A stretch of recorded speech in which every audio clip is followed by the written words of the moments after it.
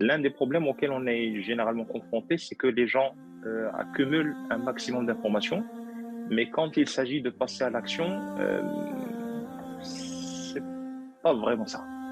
Donc, j'espère de tout cœur qu'à la suite de cette soirée, que nous sortirons tous, parce que nous en avons tous besoin, personne ne fait exception. Il faut que tu me dises si c'est halal, si c'est haram. Ne me donne pas des petites nuances. Ne me dis pas si je mets ceci dans cette situation, ce sera halal. Avec le changement de ce paramètre. Non, non, non. Tu me dis c'est direct. C'est halal, c'est haram. Et si tu peux, je dirais,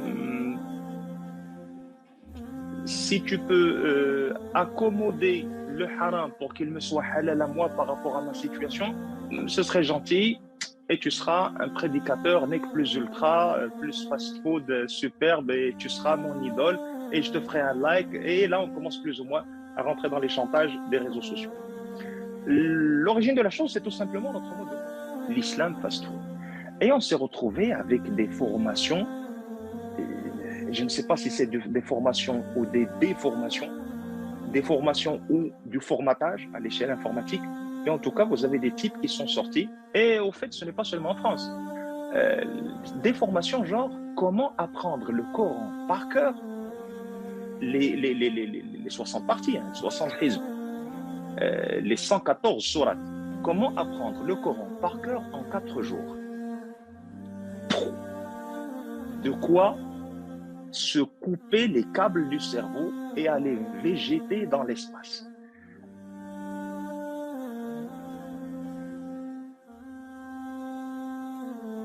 Et le Coran, c'est une bonne chose, c'est de le réciter, mais le réciter avec la bonne sortie des lettres, ou plus précisément avec l'exactitude dans la sortie des lettres. C'est ça l'excellence.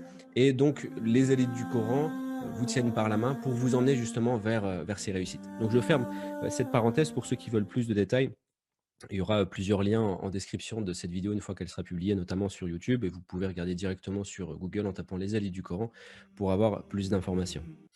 Donc, on peut passer maintenant à la webconférence. On est très largement rentré dans l'heure.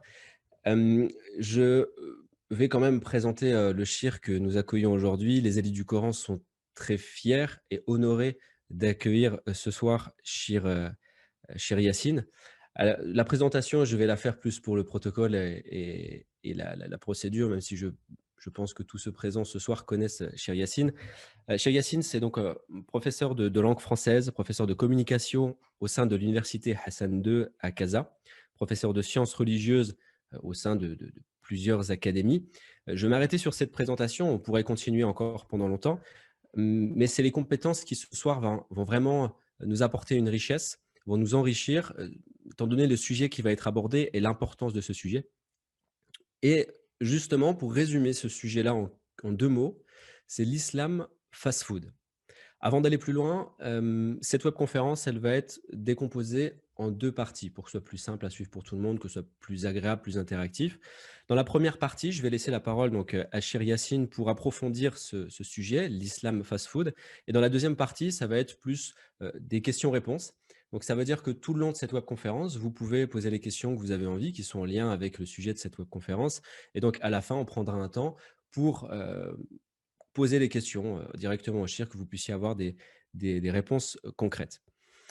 Alors, justement, on va passer à la première partie de cette webconférence. Et donc, le thème de ce soir, c'est l'islam fast-food. Et finalement, lorsqu'on entend ces 2 mots, islam et fast-food, ça crée comme un choc, une espèce de malaise, puisqu'on a 2 mots qui sont littéralement différents. D'un côté, on a fast-food qui laisse un petit peu une consonance de médiocrité, de rapidité, de mauvaise qualité. Et de l'autre côté, on a l'islam qui fait référence à de l'excellence et un cheminement vers le Créateur, vers Allah. Donc, la première question, et du coup, c'est comme ça qu'on va ouvrir cette webconférence. Cher Yassine, qu'est-ce que cette expression? L'islam fast-food, quelles sont ses conséquences? Où est-ce que ça nous emmène concrètement d'un point de vue communauté? بسم الله الرحمن الرحيم الحمد لله رب العالمين والصلاة والسلام على مبعوث رحمة للعالمين محمد بن عبد الله الصادق الوعد الأمين وعلى آله وصحابته والتابعين ومن تبعهم بإحسان إلى يوم الدين. Merci beaucoup, Vincent, pour cette soirée dans laquelle on espère d'Allah subhanahu wa ta'ala que nous autres intervenants et ceux qui nous suivront ce soir, Inch'Allah ta'ala, on en sortira tous avec un minimum de valeur ajoutée qui nous poussera par la suite à passer de ce qu'on sait à ce qu'il faut faire. L'un des petits problèmes que nous rencontrons généralement dans les leçons que disposent soit les prédicateurs, des enseignants à l'école, des enseignants universitaires, l'un des problèmes auxquels on est généralement confronté, c'est que les gens accumulent un maximum d'informations, mais quand il s'agit de passer à l'action, c'est pas vraiment ça. Donc, j'espère de tout cœur qu'à la suite de cette soirée, que nous sortirons tous, parce que nous en avons tous besoin, personne ne fait exception. Nous avons tous besoin de passer de ce que nous cumulons comme information à ce qu'il faudrait faire et appliquer comme action. L'idée de l'islam fast-food, il faudrait revenir un tout petit peu en arrière. On ne reviendra pas beaucoup, mais c'est un retour important. Pour comprendre un petit peu, il faudrait d'abord que l'on comprenne la situation dans laquelle nous nous retrouvons. Quelles sont ses origines? Pourquoi on est comme ça? Pourquoi est-ce que les gens commencent à chercher des infos, je dirais plus de réponses que de questions? Et dans les réponses qu'ils attendent, il faudrait que ce soit une réponse claire, nette, précise, simple et facile à appliquer. C'est-à-dire, genre, est-ce que tu as 3 pilules, traitement une fois avant chaque repas pendant une semaine, et une semaine c'est un peu trop, et après je me retrouve avec le niveau de foi de Abu Bakr radiallahu anhu, dans l'adoration de Omar radiallahu anhu. Voilà, c'est ce que je veux. Quand je demande par exemple en ce qui concerne des éléments que je dois faire dans ma vie, il faut que tu me dises si c'est halal, si c'est haram. Ne me donne pas des petites nuances. Ne me dis pas si je mets ceci dans cette situation, ce sera halal. Avec le changement de ce paramètre. Non. Tu me dis, c'est direct. C'est halal, c'est haram. Et si tu peux, je dirais, si tu peux accommoder le haram pour qu'il me soit halal à moi par rapport à ma situation, ce serait gentil. Et tu seras un prédicateur nec plus ultra, plus fast-food superbe, et tu seras mon idole, et je te ferai un like. Et là, on commence plus ou moins à rentrer dans les chantages des réseaux sociaux. L'origine de la chose, c'est tout simplement notre mode de consommation, Vincent. Nous étions d'abord, en tant que société, nous étions des sociétés en général, même en Europe, bien que l'Europe ait devancé plus ou moins le monde arabo-musulman, mais on est pratiquement tous sur la même embarcation. C'est juste une question de temps. Au niveau, par exemple, de notre consommation quotidienne en matière de nourriture, les repas qui étaient principaux, c'était des repas de famille.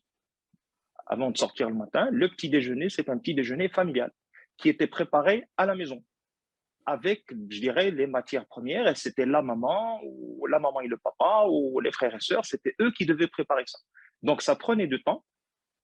C'était un rassemblement. Et autour de ces tables de petit déjeuner, ou celle du déjeuner, ou celle du dîner, ben, toute la famille se retrouve, on communique. La nourriture prend son temps pour se préparer. Avant la cocotte minute, ben, c'était les gamelles. Et dans les gamelles, ça prenait nettement plus de temps. Pour nous, les Marocains, c'était le tagine, quelque part. Ça ressemblait un petit peu, c'est un peu l'équivalent. Et ça prenait du temps. Le temps que ça prenait, nous apprenons à patienter. Pour les vêtements, ben, il n'y avait pas de tenue pré-apportée. Le système pré-apporté n'existait pas. Il fallait passer chez le tailleur. Et le tailleur, il fallait qu'il prenne les mesures. Les mesures, il faudrait les revoir parce que pendant 15 jours, ça se trouve avec un système de consommation bien renforcé, ben on pouvait se retrouver avec un minimum de bedel, une petite panse qui grossit, une petite panse qui est réduite. Et il fallait que le tailleur reprenne et remodèle un petit peu ces mesures. Et cela nous aidait sur le plan intellectuel, nous poussait forcément à patienter. Nous sommes passés du prêt à manger. Nous sommes passés de la nourriture à préparer à la maison au prêt à manger. Comme tu l'as appelé en anglais, les fast-food. Nous sommes passés du prêt à manger, nous sommes passés au prêt à porter, ceci a conduit à un seul et unique résultat, le prêt à penser. Sur le plan du prêt à penser, ben, nous nous sommes retrouvés en parallèle avec le système de consommation, nourriture, vêtements et tout. C'est venu en parallèle avec cette révolution technologique et l'Internet qui a fait en sorte à ce que les gens cherchent tout ce qui est rapide, efficace, mais surtout facile. Par exemple, je ne sais pas si tu as déjà fait ça avec des jeunes. Tu leur demandes, par exemple, de préparer une recherche sur quelque chose. Ben, la première chose qu'ils vont faire, c'est Google, moteur de recherche. Ils vont mettre le mot-clé, ce sera le titre du sujet que tu leur as donné. Et sur le premier site qu'ils vont tomber, et généralement en matière de recherche, c'est Madame Wikipédia qui va sortir en premier. Et elle va te donner deux, trois petites informations. C'est du sélectionner, copier, coller, imprimer. Bonjour monsieur, merci beaucoup. Voilà, on a fait la recherche. Tout ce que nous avons fait, c'est chercher un site. Nous n'avons pas effectué de recherche. Nous n'avons pas travaillé notre système intellectuel. Nous n'avons pas fait d'ancrage en matière de préparation sur le plan de la planification, chercher par exemple, ficeler la problématique. Tout ceci a été mis de côté avec la révolution technologique, avec Internet, avec ce qu'ils appellent la démocratisation, par exemple, de l'Internet, et par la suite la démocratisation des réseaux sociaux. Ceci n'a pas laissé sans influence l'apprentissage des éléments de base de la religion. Ça a automatiquement impacté. Bien sûr, avec le temps, en matière d'islam, l'islam est une science. Et comme toute science, il va falloir une sorte de progression, de gradation progressive, assez correcte, mise sur des bases, sur de bonnes fondations, pour pouvoir s'acheminer je dirais, vers le fait d'acquérir un minimum de connaissances. Il y a en islam les connaissances basiques que personne n'est censé ignorer. Comment faire ses ablutions, comment faire sa prière, comment adorer Allah Azza wa Jal correctement, comment vérifier l'unicité dans son cœur pour ne pas associer à Allah subhanahu wa ta'ala autre chose dans l'adoration. Si je suis appelé à faire par exemple le petit pèlerinage, le Umrah ou le grand pèlerinage, le Hajj, je dois savoir comment. Si je vais avoir une sorte un commerce, il faudrait que je sache ce que Allah Azza wa Jal, ce que le prophète sallallahu alayhi wa sallam, ils disent de ce commerce. Est-ce qu'il est licite? Est-ce qu'il est illicite? Est-ce qu'il est partiellement licite? Quels sont les paramètres que je devrais changer pour que ce soit licite et pas illicite, etc. Donc, tout en islam se fait sur des bases de science. Dans le temps, ceux qui s'occupaient d'apprendre cette science aux gens, ben, c'était tout simplement les cheikhs, les ulama, les savants, les prédicateurs, etc. Donc, les gens, il y a une fameuse expression qui se dit, la science, on l'apprend des bouches des hommes. La science, on l'apprend des bouches des hommes, homme H majuscule. C'est-à-dire, c'est le savant qu'on va voir pour qu'il nous apprenne ce qu'il faut apprendre. Il y a quelqu'un qui va dire, bon, si la science, c'est quelque chose qu'on peut retrouver dans les livres, etc., ben, pourquoi est-ce que j'ai besoin des hommes? Oui, je suis d'accord avec toi, la science, sur la première partie, la science, on la retrouve, elle a été transcrite dans les livres. Mais dans ces livres, c'est un petit peu comme un grand carrefour. Qui est-ce qui va me montrer le bon chemin pour aboutir à la bonne issue? Qui est-ce qui va me montrer quelle est la progression logique dans l'apprentissage? Je ne vais pas d'abord choquer un petit enfant de 5 ans ou de 6 ans avec la division euclidienne, alors que je ne lui ai pas encore appris l'addition ni la soustraction. Si je laisse l'enfant lui-même face au livre, ben, ça se trouve, il va tomber sur régler des problèmes d'équation 3e degré. C'est dans le livre. Il va tomber par la suite sur comment effectuer une opération chirurgicale. C'est dans les livres. Donc, où est l'homme, celui qui a déjà parcouru ce chemin pour qu'il me dise, voilà, il faudrait passer par ceci, il faudrait passer par cela, il faudrait passer par cela. Et cet homme-là, il n'est pas seulement un enseignant, en islam, le savant n'est pas seulement un enseignant. C'est un enseignant, c'est un éducateur.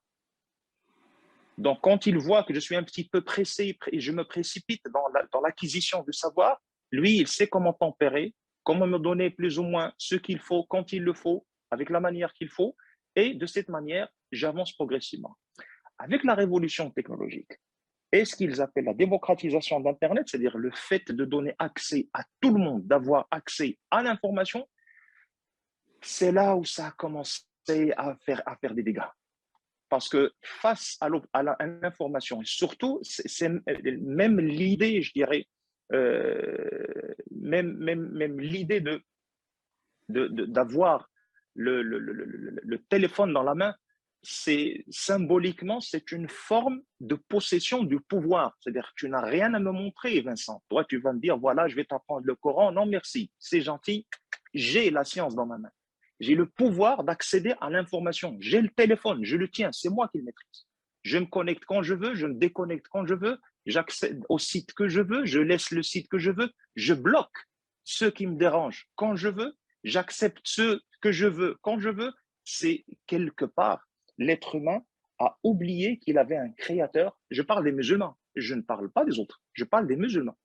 Le musulman, à un moment donné, de manière inconsciente, il a recentré tout le monde et tout l'univers autour de lui. C'est moi qui fais, c'est moi qui sais. Pourquoi par la suite est-ce que je vais faire preuve d'humilité, de modestie et plier mes genoux devant un savant alors qu'au fond de moi, je sens que c'est moi qui détiens le pouvoir de la science? Pourquoi me casser la tête avec un savant qui va me dire, tu sais, d'abord, il va falloir que tu apprennes comment lire le Coran. Ceci, ça va pas. Moi, je vais directement dans les grandes lectures. Nafi', Asim, Hamza, Al-Kisaïd. Moi, je sais, j'ai le livre, je sais comment faire. Qu'est-ce que tu vas m'apprendre? Et de cette manière, on s'est retrouvé face à des consommateurs qui n'ont pas su faire la distinction entre leur mode de consommation qui les a envahis. Il y a ceux qui disent que c'est le mode de consommation à l'échelle de la mondialisation. Il y a ceux qui l'appellent l'américanisation, c'est-à-dire c'est le mode américain, McDonald's, Pizza Hut et j'en passe. Donc voilà, c'est quelque chose, tu viens, tu prends, tu payes, tu bouffes en marchant et c'est terminé. Le blue jean, comme ça fait standard, tu t'assieds où tu veux, tu marches comme tu veux. Et voilà, c'est le modèle. Il y a ceux qui disent c'est le modèle américain, il y a ceux qui disent non, on va pas trop stigmatiser un petit peu les États-Unis. On va dire c'est le modèle mondialisation. Donc les gens n'ont pas su faire la distinction entre le mode de consommation format mondialisation, fast-food rapide, payer les taxes, payer les impôts, soit un bon consommateur, en 3 mots, et tu es un très bon citoyen mondial. Les gens n'ont pas su dissocier ceci de la partie science. Et surtout, les sciences en matière d'islam. Les gens, quelque part, ont confondu, si tu veux, ils ont confondu entre la science de l'islam, c'est-à-dire dont l'objectif, c'est de se rapprocher plus d'Allah Azza wa Jal pour gagner le paradis et pour fuir de l'enfer. Parce que finalement, les sciences de l'islam, c'est ça. C'est de dire que moi, je fais cette action sous ce commandement et en fonction, en respectant ce cadre de référence. Pourquoi je fais tout cela? Tout simplement pour la simple et unique raison que je veux me rapprocher davantage de la satisfaction d'Allah Azza wa Jal. Par contre, quand j'apprends, par exemple, la division, la soustraction, la physique, la chimie, ça se trouve, j'apprends ceci juste pour gagner du pain. Et ça se trouve, j'apprends ceci juste pour être plus ou moins un peu plus, euh, je dirais un petit peu, pour avoir un peu plus de science, pour être un tout petit peu plus cultivé, etc. Je ne sais pas, il y a des frères et sœurs qui ont écrit qu'ils avaient un problème de voix. C'est bon, tu arrives à m'entendre, Vincent. Ma voix, elle est audible. Oui, parfaitement. C'est bon, impeccable. Donc, les frères et les sœurs, ils doivent avoir un problème du côté de leur poste. Et ceux qui n'ont pas de son, apparemment, il faudrait activer les micros. Donc, voilà. En gros, l'idée, c'est ça. En gros, l'idée, c'est ça. Le problème, c'est que les gens, avec ce système de mondialisation, de consommation à l'échelle mondialisation, les gens n'ont pas su faire la différence entre les différentes sciences. Et on se comporte avec les sciences de l'islam comme étant d'autres sciences que l'on peut apprendre avec des méthodes. Je vais essayer de rester quand même gentil pour ne pas me retrouver avec des types qui vont tirer dans les pattes. Les gens cherchent à apprendre l'islam avec des méthodes tout simplement de consommation rapide. Ce que tu as appelé, en une très bonne expression, l'islam fast-food. Et on s'est retrouvé avec des formations, je ne sais pas si c'est des formations ou des déformations, des formations ou du formatage à l'échelle informatique. Et en tout cas, vous avez des types qui sont sortis. Et au fait, ce n'est pas seulement en France, ni seulement en Europe. Ça a même regagné les pays arabo-musulmans. Euh, des formations genre comment apprendre le Coran par cœur, les 60 parties, hein, 60 hizb, les 114 sourates. Comment apprendre le Coran par cœur en 4 jours. De quoi se couper les câbles du cerveau et aller végéter dans l'espace. Des formations, ça c'était pour moi j'étais avec 2 palmes et je déambulais dans le flanc. Et je sais que personne n'a compris la phrase, moi non plus, parce que ce que j'ai vu, ça ressemble exactement à ça. Une formation payante pour vous apprendre al-khushu' fi salah. Que je dispense une formation payante, par exemple, que je dispense une formation payante pour apprendre à des personnes qui ont beaucoup de troubles à se concentrer. Je passe, ça va, on fait ceci, les spécialistes font ça avec les gens. Mais le fait de t'apprendre le khushu', je ne sais pas comment traduire le khushu' en français. Khushu', ce n'est pas seulement de la concentration. Sinon, aller faire du yoga, qu'est-ce que vous voulez faire avec la prière des musulmans? Le khushu', c'est autre chose. Le khushu', c'est beaucoup plus de l'amour d'Allah Azza wa Jal, avec de la concentration, de la sérénité, un peu de crainte mélangée à... C'est une adoration. C'est la sérénité ressentie par le cœur. Est-ce que je vais t'apprendre à rendre ton cœur serein avec une formation payante? Déjà, le prix, il me stresse. Qu'est-ce que tu veux que j'apprenne par la suite en matière de concentration? Et puis, ceux qui vont partir du côté de culture sud-est asiatique pour te ramener, genre, ton karma aujourd'hui, il est bien aliéné avec la prière du Isha. Et j'ai entendu des choses. Je me demande où. Ce qui me dérange, ce ne sont pas ceux qui vendent ce type de formation. Ce qui me dérange, ce ne sont pas ceux qui vendent, je dirais, qui apportent ce genre de formation. Les gens, ils ont des bouches, ils ont un esprit, ils ont des mains, ils ont un téléphone, ils ont de la connexion, ils disent ce qu'ils veulent. Et chacun est responsable de ce qu'il veut, de ce qu'il dit devant Allah Azza wa Jal. Mais ce qui me dérange quelque part et ce qui me pousse à me poser des centaines de millions de questions à la fois, ce sont ceux qui les suivent. Et là, c'est là où réside le problème, autour duquel, je pense, la discussion de ce soir, Inch'Allah Ta'ala, a lieu. Les gens, pourquoi est-ce qu'ils suivent ce type de formation? Ben, tout simplement parce que les gens sont tout simplement devenus des consommateurs de religion et non pas des musulmans qui veulent apprendre leur religion. C'est-à-dire, je viens te voir, tu vas me dire quelque chose d'original, qui sort un petit peu de l'ordinaire, de facile. Par exemple, pour dire à une femme que pour retrouver la sérénité, il faudrait que ton foulard soit fermé à tel ou à tel niveau. Parce que si jamais le foulard est un tout petit peu ouvert à un certain niveau, la charge émotionnelle et la charge de foi et la charge religieuse, elle risque de sortir parce que tu n'es pas très bien. Et on se pose la question, pourquoi les musulmans sont complètement sens dessus dessous? Donc, en gros, l'explication de ce à quoi on est arrivé aujourd'hui, ça tournerait un petit peu autour de ça. Les réseaux sociaux et les smartphones sont venus, surtout les smartphones, les réseaux sociaux, les smartphones sont venus pour ancrer ce système de consommation et ce système de pensée trop superficiel. Pourquoi? Ben, scientifiquement, nous n'avons plus le temps, je dirais, de digérer une information, le temps de voir l'information avant de la digérer, de la critiquer, de la remettre en question, de savoir si telle ou telle chaîne couvre cet événement. Ce n'est pas pour les beaux yeux de l'événement, mais c'est juste pour nous passer un petit peu de publicité à intervalles différents. En attendant d'avoir cette réaction qui est supposée être positive.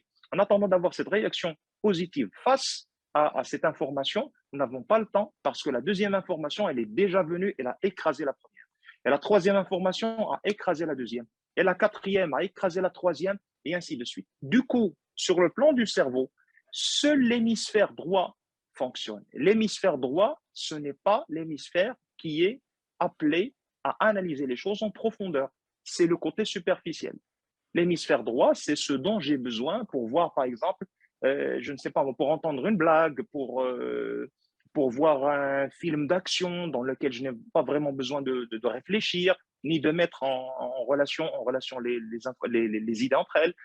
L'hémisphère droit, c'est ce qui me permet, par exemple, si je veux boire, bah, je vais me diriger vers la bouteille, je verse, je bois. Donc, c'est généralement l'hémisphère droit qui fonctionne.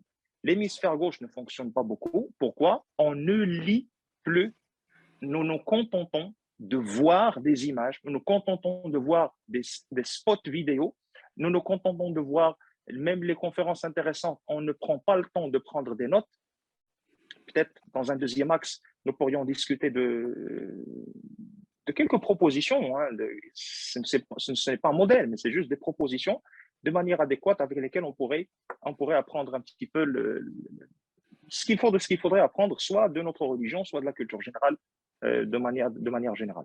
Donc, en gros, voilà, on se retrouve dans une situation où le fast-food l'emporte sur les plats préparés, où le prêt-à-porter l'emporte sur les vêtements à préparer, donc où le prêt-à-penser l'emporte sur le sens critique, sur les réflexions en profondeur et sur l'apprentissage graduel, je dirais, progressif, fondé sur de bonnes bases, qui a de bonnes fondations, qui pourraient nous pousser à aller correctement de l'avant. Les réseaux sociaux, on en parlera après, les réseaux sociaux et Internet avec les smartphones ont ancré ce type de comportement, ils ont ancré ce type de réaction, et on se retrouve finalement avec une société qui ne réfléchit pas, une société qui se contente de consommer, et la consommation sans réflexion, ça s'appelle tout simplement la soumission au système de consommation mondial. Donc, je pense que je vais m'arrêter là. Si jamais il y a un autre axe que Vincent aimerait bien que l'on traite, bah, il est le bienvenu. Alors, sur cette partie de ce que vous avez dit, moi, ce que j'ai compris surtout et entendu, c'est que finalement, les cerveaux s'endorment. C'est-à-dire qu'on n'a plus la capacité par inactivité de pouvoir activer le mécanisme de réflexion, d'analyse et d'approfondissement parce qu'on a perdu cette façon de faire d'antan, d'aller chercher l'information. Donc, on vit dans un monde de communication où l'information nous saute dessus et comme vous l'avez dit avec des mots justes, on a le pouvoir dans la main, que ce soit gauche ou droite, des fois on peut avoir deux téléphones, on peut avoir accès partout à la question qu'on peut se poser. Et le fait que l'inconscient soit au courant que si on a une question, on peut trouver la réponse tout de suite à portée de clic, empêche justement la démarche d'un musulman ou d'une personne quelconque d'aller chercher vraiment une information parce qu'elle considère que c'est plus obligatoire, que finalement c'est plus… Aujourd'hui, on est en 2022, donc c'est plus obligatoire de procéder de cette manière. Alors, du coup, c'est très inquiétant parce que c'est un constat dans la communauté également. On n'est pas épargné par ça. Mais alors, vers quelle solution il faudrait tendre? Comment il faudrait faire justement pour se relever, tout simplement? Et oui, comment apporter une solution? Bien. Tu sais, Vincent, je me rappelle, tu as dit le mot qui m'a rappelé directement une phrase que j'avais lue dans Léon l'Africain de Amin Malouf. Et il avait dit, une personne qui n'est pas consciente qu'elle est par terre ne tendra jamais la main pour qu'on la relève. Une personne qui est tombée par terre, si elle n'est pas consciente qu'elle est par terre, ben jamais ne tendra la main pour demander du secours. Je suis dans la zone de confort, ben, je me sens bien. Il faudrait d'abord qu'on se remette en question. Est-ce que notre système, est-ce qu'il est correct? C'est simple quand vous dites aux gens, est-ce que le fait de passer trop de temps sur le téléphone par jour, est-ce que c'est quelque chose de bien? Tout le monde, à l'unanimité, je ne parle pas des personnes qui bossent avec le téléphone. C'est-à-dire, c'est des hommes d'affaires dont les affaires sont gérées via le téléphone.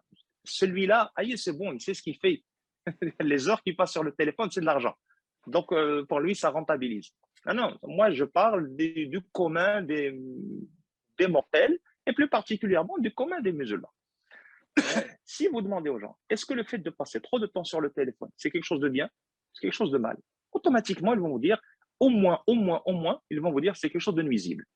Vous lui dites, très bien, est-ce que je peux rentrer sur le mode réglage de ton téléphone et aller sur la partie combien d'heures passées sur le téléphone par jour? Et c'est réparti, c'est-à-dire j'invite toute personne qui m'écoute aujourd'hui à aller vers son téléphone, rentrer dans réglage ou je ne sais pas, ça dépendra des téléphones. Il y a ceux où il y a réglage et les téléphones où il y a paramètres. Ils rentrent dedans et ils vont la partie consommation du téléphone, etc. Ben, ils vont chercher combien de temps est-ce qu'on passe sur le téléphone. La première fois que j'ai vu ça personnellement sur mon propre téléphone, Vincent, j'ai été choqué. Je te le dis direct, mon frère, j'ai eu peur. Parce que c'était la première fois où je voyais de mes yeux inscrit noir sur blanc le nombre d'heures, pas de minutes, le nombre d'heures que je passais sur le téléphone. Pire encore, c'est quand tu rentres sur les détails, Vincent. Ben, on te donne combien d'heures tu as passé sur Instagram, combien d'heures tu as passé sur Facebook, combien d'heures tu as passé sur Twitter, combien d'heures tu as passé sur YouTube. Et pour un musulman, la honte, c'est quand il va voir combien d'heures est-ce qu'il a passé sur l'application lecture du Coran. C'est là on va se sentir mal en tant que musulman. Quelqu'un va me dire non, mais parce que je ne rentre pas trop sur l'application Coran, j'ai le livre Coran. Oui, tu t'es déjà posé la question, quelle est la signification de tel verset ou de tel verset? Dans ce cas-là, si tu n'actives pas avec l'application Coran et tu vas tout simplement lire sur le Coran en papier, pourquoi est-ce que tu as installé l'application? Des questions toutes simples qu'il faudrait se poser. Rentrez sur vos téléphones, ouvrez-les, regardez le nombre d'applications que vous avez. Pourquoi est-ce que vous avez autant d'applications? Est-ce que vous utilisez toutes ces applications? Oui, bien, l'objectif, c'est quoi? La rentabilité. Vous avez gagné quoi? Par exemple, avec vous, dans les élites du Coran, vous avez par exemple la plateforme. Si le téléphone ou le PC, il vous sort, vous avez passé 3 heures sur la plateforme des élites du Coran, parce que vous apprenez, c'est l'école. C'est comme si vous avez passé 3 heures à l'école. Quelqu'un, par exemple, qui a une page de vente et d'achat d'articles, c'est son boulot, c'est son commerce. Il a, par exemple, c'est une page sur Facebook. Si lui, il se retrouve avec 4 heures ou 5 heures passées sur Facebook, dans le détail, 4 heures ou 4 heures et demie sur 5 heures, c'est sur le commerce, c'est son boulot, il était au boulot. Mais pour le reste, tout le monde, il passe du temps sur les réseaux sociaux, sur le téléphone, parce qu'il fait des choses intéressantes. Sur mon nom. Donc, il faudrait d'abord se mettre dans la tête que nous perdons trop de temps sur les téléphones et sur les réseaux sociaux. Et le temps que nous perdons ici, c'est le temps que nous nous disons toujours comme prétexte que nous n'avons pas. Quand on dit aux gens, pourquoi est-ce que vous ne prenez pas un cheminement correct dans votre apprentissage de l'islam? Ben, il va te dire, automatiquement, il va te sortir le premier prétexte. C'est un prétexte fast-food, je n'ai pas le temps. Oui, d'accord, ton temps, tu le passes où? Est-ce que tu as appris quelque chose à tes gosses? Oui, j'ai pas le temps. Ton temps, tu le passes où? Et autre chose, puisque je parle des gosses, c'est quelque chose qui me travaille toujours. Et il est difficile, Vincent, de convaincre ses enfants d'étudier ou au moins de lire des livres, alors que les enfants à la maison ne nous voient jamais avec un livre à la main. Les enfants ne nous voient jamais préoccupés d'apprendre notre religion. Que ton enfant te demande quelque chose et que tu lui dises, tu sais, est-ce que tu peux attendre 1 heure? J'ai un cours, par exemple, j'ai un cours de Coran, j'ai un cours de fiqh, j'ai un cours de Aqidah, je termine mon cours de Aqidah et je suis à toi, mon fils. Directement après le cours Aqidah, il sait l'enfant que tu es occupé par quelque chose d'important qui te prend du temps. L'enfant apprendra lui aussi à ce que la science, on l'apprend de manière progressive, de manière cumulative, avec de la patience, avec de la persévérance, etc. Mais ton gosse, s'il vient te voir, papa, j'aimerais bien que tu m'expliques 2 ou 3 petites choses. Après, Inch'Allah, je suis occupé. Occupé à quoi? Il te voit à faire exploser des gemmes des gemmes, GEMS, des gemmes sur Candy Crush. Qu'est-ce que tu veux que l'enfant apprenne? Qu'est-ce que tu veux que l'enfant apprenne? Ben, il apprendra tout simplement que le téléphone, il est plus important que ses liaisons sociales. Donc, automatiquement, le téléphone, il est plus important que l'apprentissage de la religion. Nous participons malheureusement de manière très, très négative et très, très nuisible à ce que nos enfants apprennent de mauvaises habitudes. Deuxième partie relative à l'apprentissage avec les enfants, par pitié bon, je vais essayer de rester politiquement correct, je me refroidis un peu, parce qu'un sujet pareil, directement, personnellement, je chauffe, je passe sur la lumière rouge. Les gosses, les gens disent, ouais, les gosses nous ont dépassés, je ne peux pas lui enlever le téléphone. Comment ça, tu ne peux pas lui enlever le téléphone? C'est pas un lion que tu as à la maison, c'est pas un tigre. C'est un môme de 8 ans, de 9 ans. C'est ton enfant, tu n'es pas le sien. C'est lui qui est ton enfant, ce n'est pas toi son enfant. Les rôles se sont retrouvés complètement inversés. Et puisque le gentil papa et la gentille maman peuvent me dire que fait un téléphone, un smartphone connecté dans les mains d'un gosse de 8 ans, 9 ans ou 10 ans. L'enseignement à distance. L'enseignement à distance, fais-le avec le PC, dans le salon. Ne me parle pas d'enseignement à distance après minuit dans sa propre chambre avec un téléphone connecté. Et puis, on vient pleurer au téléphone quand on appelle tel cheikh ou tel coach ou tel psy pour lui dire « Ah, je suis en train de perdre mon enfant, c'est des troubles psychologiques. » Le premier trouble psychologique que l'enfant il a, c'est toi. C'est toi, tu es son trouble psychologique. Si tu dégages les mauvais comportements de ta maison, l'enfant n'aura plus de troubles psychologiques. Donc, il faudrait être ferme sur ce point-là. Nous nous acheminons vers une société. Maintenant, nous sommes dans le fast-food. Dans un futur très, très proche, si on ne fait pas attention, on va se retrouver avec des musulmans fast-athées. Pas fast-food, ce sera du fast-athée. Ce que fait Netflix, ce que Netflix a fait en 5 ans, Hollywood elle-même n'a pas pu le faire pendant 60 ans. Ce que Netflix a fait en 5 ans, les armées du monde entier ne sont pas arrivées à le faire pendant 3 siècles. Et qu'est-ce qu'on fait? On fait bouffer du téléphone à nos gosses connectés à longueur de journée. Et puis par la suite, on vient se plaindre. Avec cela, les enfants, c'est écœurant d'entendre une maman qui a entendu son gosse de 2 ans, 1 an et demi pleurer, et elle demande à la femme, à l'aide qui vient l'aider dans le ménage de la maison, elle lui dit, s'il te plaît, apporte à X, le petit enfant, apporte-lui sa tablette. Toi, tu dis, pourquoi tu lui donnes une tablette, le gosse? Ah non, non, non, non, parce que quand il prend les tablettes de ses frères et sœurs, parce que chaque frère et sœur, il a une tablette, quand il prend les tablettes de ses frères et sœurs, il risque de leur bousiller les jeux qu'ils ont, donc je lui ai acheté sa propre tablette. Un gosse d'1 an et demi. Un gosse d'1 an et demi. Ces gosses-là que nous avons, 4 ans, 5 ans, 8 ans, 9 ans, il ne faudrait pas les voir maintenant. Essayez de les voir dans 10 ans. Ça ressemblera à quoi? Ce sont ceux qui vont terminer leurs études, s'ils les terminent. Ce sont ceux qui vont prendre les commandements de la société. C'est la relève des musulmans. Ce sont ceux qui apprendront aux générations futures, qui sont appelés à assurer la transmission de cette religion, de ces pratiques, à assurer la transmission des valeurs. Quelles valeurs ils vont transmettre?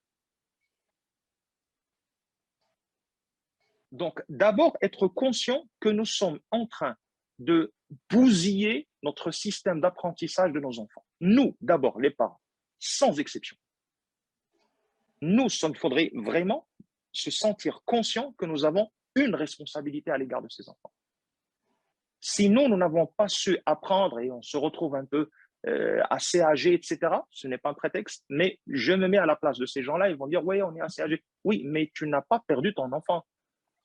Ton enfant, tu l'as toujours, tu as la possibilité de lui apprendre que l'islam, ça s'apprend correctement. Et par pitié, ce n'est pas parce qu'une personne a une belle photo sur son profil et il dit des choses, deux, trois petites choses complètement bizarres que vous appelez originales, que c'est quelqu'un qui va nous apprendre la science. Par pitié, 15 siècles de savants, ce n'est pas un, excuse-moi l'expression, c'est pas un bouseux qui est né de la dernière pluie qui va annihiler 15 siècles de science pour venir nous sortir sa salade anglaise avec un tout petit peu de culture bouddhiste, avec un peu de culture, je ne sais pas, ancienne germanique, avec un peu de vaudou et un tout petit peu de Coran, et il va nous sortir une nouvelle religion. Ça ne se fait pas de cette manière. Ce n'est pas possible. Nous avons, il n'y a pas, dites-vous bien une chose, les musulmans, il n'y a aucune civilisation sur la surface de la planète maintenant qui puisse avoir le courage de dire nous avons le livre qui a été révélé à notre prophète et messager tel qu'il lui a été révélé depuis la révélation jusqu'à aujourd'hui après 15 siècles. Aucune civilisation, aucune croyance, sauf les musulmans. Ils ont le Coran, ils peuvent se vanter de dire que le Coran que nous avons, il est resté intact depuis 15 siècles. Du pôle Nord au pôle Sud, allez voir n'importe quel musulman, demandez-lui un exemplaire du Coran, il vous sortira le même exemplaire. Aucun changement, rien. La langue que notre prophète parlait est restée la même langue que nous parlons maintenant. Revenez juste, on parle là, on est en train de parler français, revenez tous simplement au XVIIe siècle et donnez à un enfant une pièce de Molière pour la fameuse périphrase utilisée pour la langue française. Qu'est-ce qu'on dit? On dit c'est la langue de Molière. Bien, puisque c'est la langue de Molière, donnez à un gosse Tartuffe ou L'Avare ou un extrait du Bourgeois gentilhomme et essayez de voir s'il va tout comprendre. Revenez encore à reculons un tout petit peu plus en arrière. Revenez au XIe siècle, au XIIe siècle. Lisez les poèmes. Si vous y comprenez quelque chose, je suis prêt à me raser la barbe. Je parle des Français. Je ne parle pas des Français érudits qui ont lu, étudié le latin, etc. Non, ceux, ils vont le comprendre. Moi, je parle des Français français. C'est bon. Donc, alors que pour ce qui est de l'arabe, non. C'est différent. Donc, nous avons besoin de reprendre quelque part confiance en nous-mêmes. Nous ne sommes pas les restes de la civilisation. Nous sommes les seuls à avoir la possibilité d'apporter, pas d'apporter, mais tout simplement de présenter une civilisation qui peut apporter des modèles de réussite à la société sur tous les niveaux. Tu sais, toi, Vincent, si, par exemple, une femme est divorcée avec un homme en islam, elle ne peut pas se marier juste après. Elle doit attendre la période, ce qu'on appelle l'idda. L'idda, elle tourne autour pratiquement elle peut aller de 60 jours jusqu'à 90 jours. Ça dépend des menstrues de la femme. En tout cas, elle devrait attendre 3 menstrues. Donc, ça dépend. Au Japon, c'est ce que j'ai appris hier. Au Japon, la nouvelle législation, quand une femme est divorcée d'un homme, elle n'a pas le droit de se marier, elle n'a plus le droit de se remarier avant 100 jours de son divorce. Ils ont adopté ça maintenant. Et comment dirais-je, la justification, c'est pour que les descendances ne se mélangent pas. Et le respect de la descendance, ça, c'est l'un des plus grands objectifs de la religion islamique. Après la crise de subprime en 2008, septembre 2008, quelques pays ont fait la proposition pour éviter une nouvelle fois de tomber dans ce genre de crise, qu'il faudrait réduire le taux d'intérêt en matière de crédit bancaire à 0%. Alors que l'islam, depuis 15 siècles, il leur dit « riba », il est illicite. Donc, en matière d'économie, en matière de relations sociales, en matière d'enseignement, en matière même, je dirais, de politique, en matière de respect de l'autre, de respect de l'environnement. Seul l'islam est une civilisation complète qui peut préserver les valeurs humaines telles qu'Allah subhanahu wa ta'ala les a créées et telles qu'Allah subhanahu wa ta'ala aimerait les voir dans la civilisation humaine. Donc, il faudrait que les musulmans, d'abord, avant de parler de solutions, il faudrait d'abord que les musulmans se sentent un tout petit peu en confiance par rapport à sa religion. Nous ne sommes pas dans le bas échelle. Au contraire, nous sommes dans le sommet. Mais ceux qui essaient plus ou moins de nous montrer que nous sommes quelque part en situation d'infériorité, c'est à nous de les remettre plus ou moins à leur place en montrant le bon exemple de cette religion. Deuxièmement, en matière d'apprentissage, comme on l'a dit, quand on a mal à l'estomac, ben on ne va pas voir le mécanicien. Quand on a mal à l'estomac, on va voir le médecin. Quand c'est le moteur de la voiture qui foire, ben on va voir un mécanicien. Quand c'est le tableau de bord qui foire dans une voiture, ce n'est pas le mécanicien, mais c'est l'électronicien qui peut avoir des connaissances en mécanique. Quand j'ai un problème d'électricité à la maison, c'est l'électricien que je vais voir, pas le plombier. Alors que quand il s'agit de poser une question en matière de religion, ça va dans tous les sens. Je demande à tout ce qui passe sous mes yeux. Non, en matière de religion, il n'y a pas, en islam, il n'y a pas de clergé. En islam, il n'y a pas d'intermédiaire entre nous et Allah subhanahu wa ta'ala. Mais en islam, il y a une science. Et comme toute science qui se respecte, il y a des spécialistes. Il y a des spécialistes en matière de fiqh, il y a des spécialistes en matière de aqidah, il y a des spécialistes en matière de Coran, il y a des spécialistes en matière de hadith. Donc, quand j'ai une question par rapport à un élément, ben, je vais demander aux spécialistes. Je ne vais pas demander à un YouTuber qui a plus ou moins au-delà de 1 million d'abonnés. Si Charlie Chaplin était encore en vie, il aurait je ne sais pas combien de millions d'abonnés sur sa chaîne YouTube. Mais ça ne fait pas de lui un spécialiste à qui je vais demander des éléments relatifs à ma religion. C'est un comédien. Sa spécialité, c'est ça. Et le fait qu'il soit spécialiste en matière d'application, si tu veux, de sa comédie, d'interprétation, ça ne fait pas de lui un spécialiste en matière de réalisation. Et ainsi de suite. Allah Azza wa Jal, il dit dans deux endroits différents du Coran. L'un dans Surat Al-Hijr et l'autre dans Surat Al-Nahl. فَاسْأَلُوا أَهْلَ الذِّكْرِ إِن كُنْتُمْ لَا تَعْلَمُونَ. Demandez aux spécialistes si vous ne savez pas. Il n'y a pas plus clair. Il n'y a pas plus clair. Donc d'abord, premier pas pour nous réconcilier un petit peu avec la science, etc., il faudrait d'abord revenir un petit peu à la source de base. Il faudrait que les musulmans reprennent un peu le Coran entre les mains. Allah Azza wa Jal, la première chose qu'il a révélée au prophète sallallahu alayhi wa sallam, c'était le Coran. Et quand il lui a dit Iqra, Iqra, c'est limité en matière de traduction. Les essais de traduction, ils disent lis. Mais Iqra en arabe, c'est nettement plus complexe que ça. C'est quoi le fait de lire? Le fait de lire, c'est le fait de rassembler. Iqra, c'est rassembler. Donc, c'est rassembler les lettres pour constituer un mot, rassembler les mots pour constituer la phrase, rassembler les phrases pour constituer le paragraphe, rassembler les paragraphes pour constituer tout le texte et tout le sens. Et Iqra, Allah Azza wa Jalla l'a répété 2 fois. Iqra bismi rabbika alladhi khalaq, khalaqa al-insana min 'alaq. Donc, rassembler les éléments relatifs à la création. Et puis par la suite, il m'a dit Iqra wa rabbuka al-akram alladhi 'allama bil qalam. Donc nous avons 2 grandes lectures que les musulmans sont supposés faire. La première lecture, c'est la lecture de cette création qu'Allah Azza wa Jalla a créée, rassembler les différentes parties du puzzle pour voir la grandeur d'Allah subhanahu wa ta'ala. De cette manière, vous respecterez sa parole. On ne peut pas respecter la parole de quelqu'un qu'on ne connaît pas. Il faudrait d'abord revenir à ça.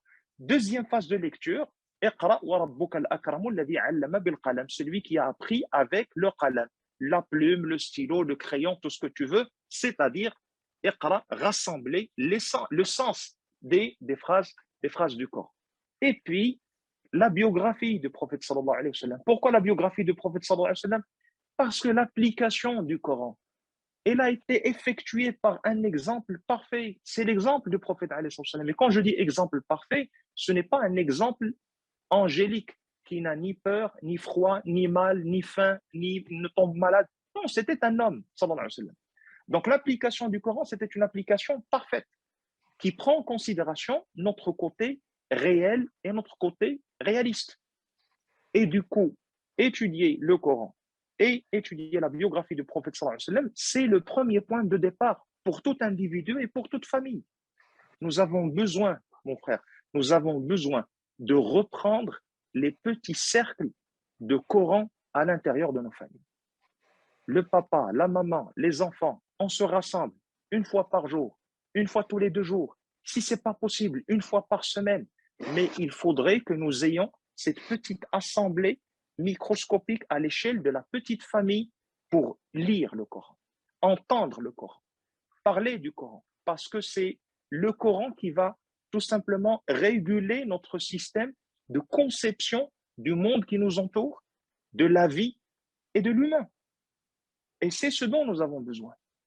Après cela, quel que soit le type de charlatan qui va venir me sortir des bobards et des je ne sais quoi à l'échelle sur les réseaux sociaux ou autres, ben, je me retrouverai complètement immunisé contre ce type de médiocrité, comme l'a appelé Alain Deneau dans son livre, La médiocratie, c'est-à-dire le système de médiocrité. Comment est-ce qu'on conçoit un système de médiocrité? Un musulman n'est pas médiocre, un musulman n'est pas futile. Ce que le musulman regarde, ce n'est pas de la futilité. Son mode de pensée, le mode de pensée d'un musulman, ce n'est pas un mode de pensée futile. Autre élément, c'est se réconcilier avec soi. C'est se réconcilier avec soi. Si on veut voir jusqu'à quel degré est-ce que nous sommes fâchés avec nous-mêmes, il n'y a qu'à voir les batailles sans fin sur les réseaux sociaux. C'est pas possible. C'est pas possible ce que les gens peuvent perdre comme effort, comme temps, comme argent sur des futilités. Si les Japonais avaient de quoi acheter le temps que nous perdons, Wallah al-Azim, ils n'auraient pas raté l'occasion. Sauf qu'ils n'ont pas. Le temps, il passe, s'ils pouvaient acheter ce temps et cet effort, ils auraient doublé leur productivité en matière de technologie. Nous perdons trop de temps dans des futilités. Il y a des choses qu'il faudrait savoir laisser passer.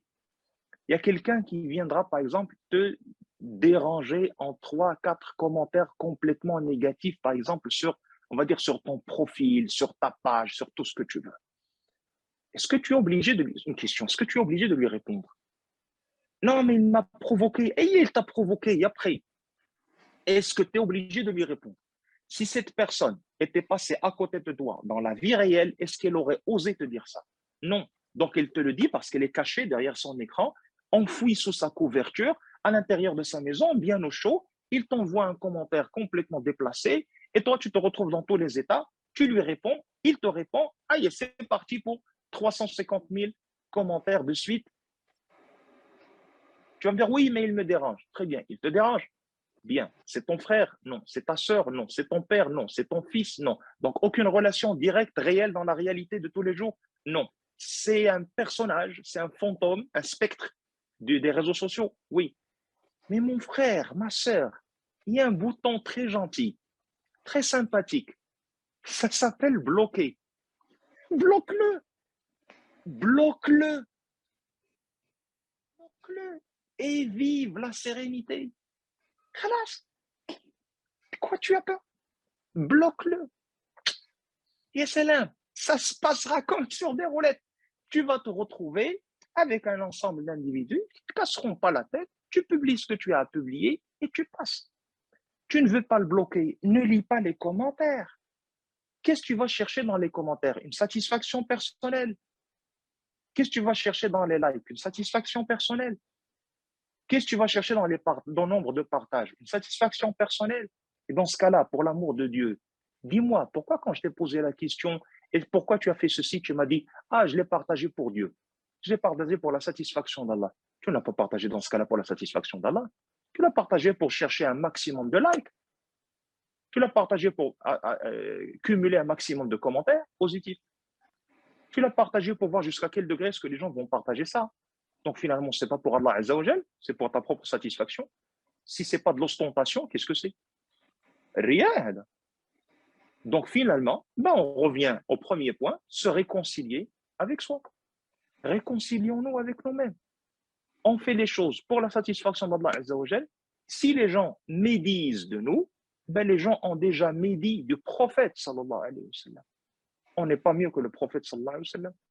Les gens ont médit de tout les messagers. Donc même si les gens disent du mal de nous, c'est tant mieux. C'est des hasanat, c'est des bénéfices qu'on récolte pour l'au-delà. Et c'est bon, et ça passe. On a besoin quelque part de dissocier un peu notre vie des réseaux sociaux.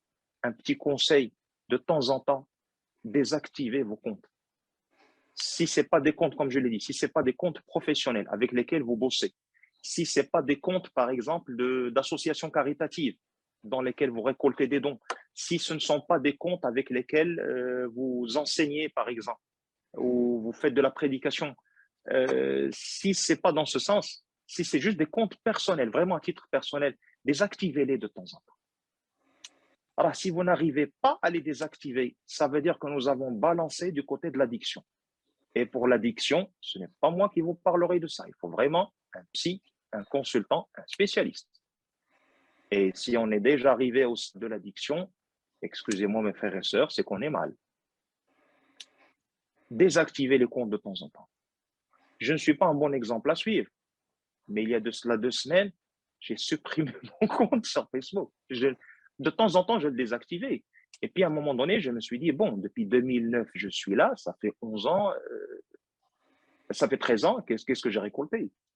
J'ai connu des frères, j'ai connu, alhamdoulilah, des sœurs, on a tissé des relations, il y a des choses assez sympathiques. Et c'est bon, il est peut-être temps de prendre un petit peu la retraite.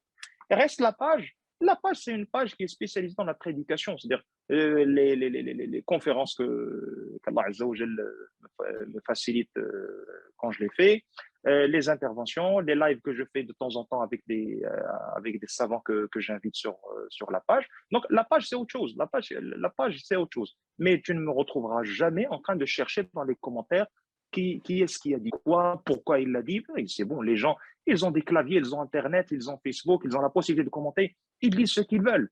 Ça ne m'affectera pas moi, ça les affectera eux.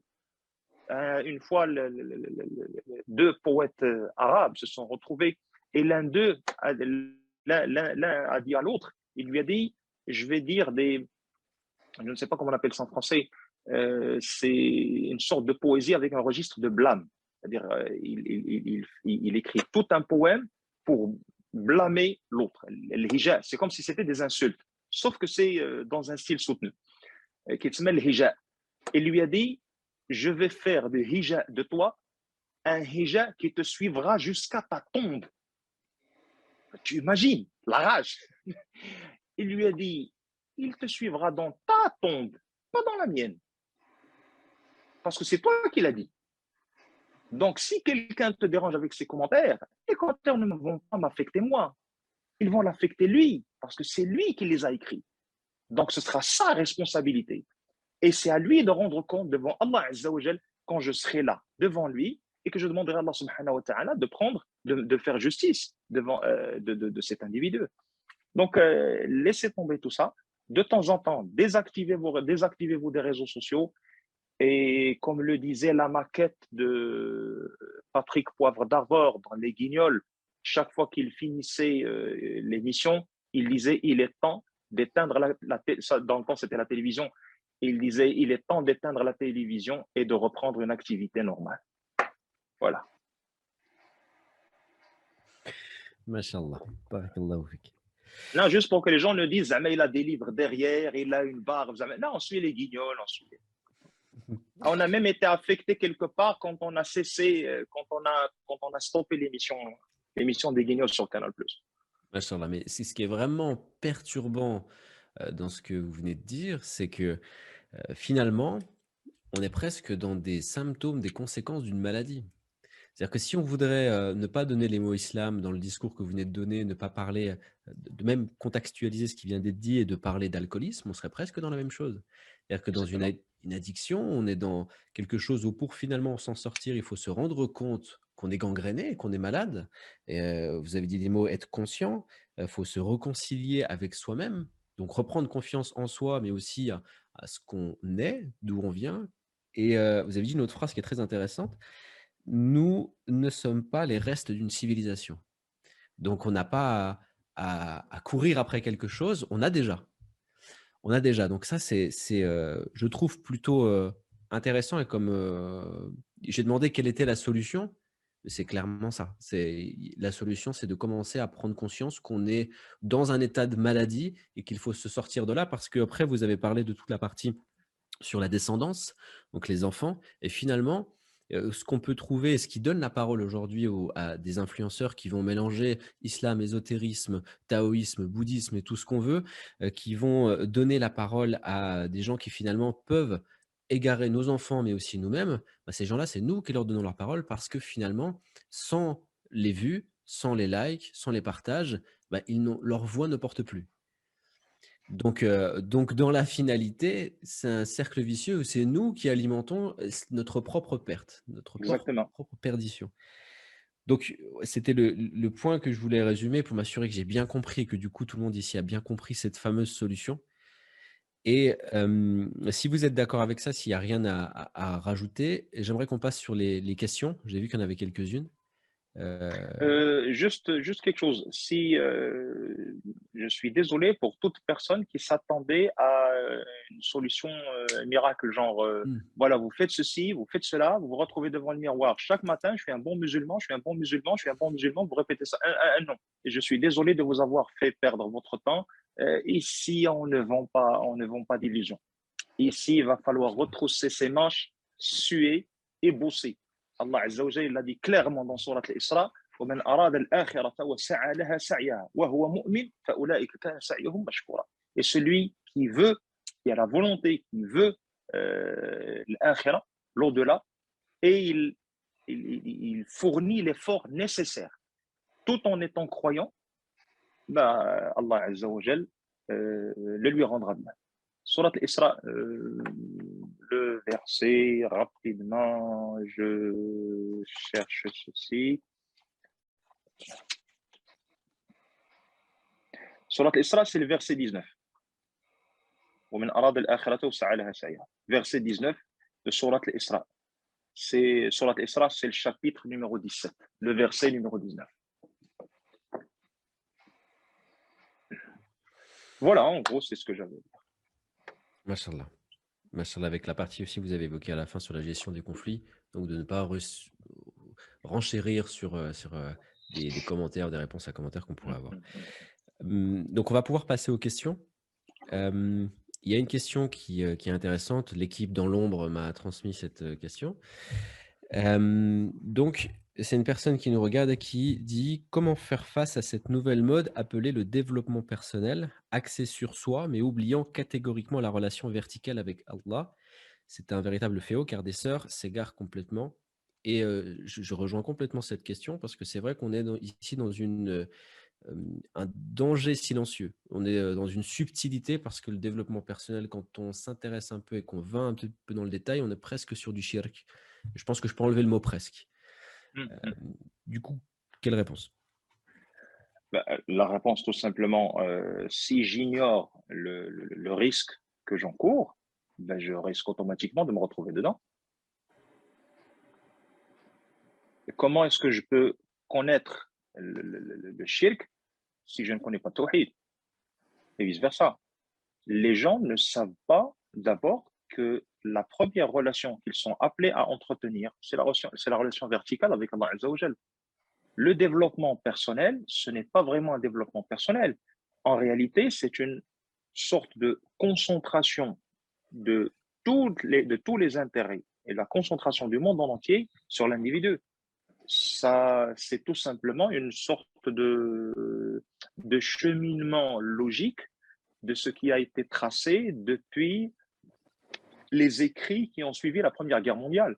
Avec la crise qui a éclaté lors de la Première Guerre mondiale, la tragédie face à laquelle les gens se sont retrouvés, le cadre référentiel chrétien que les gens avaient qui n'est pas arrivé à répondre à énormément de questions.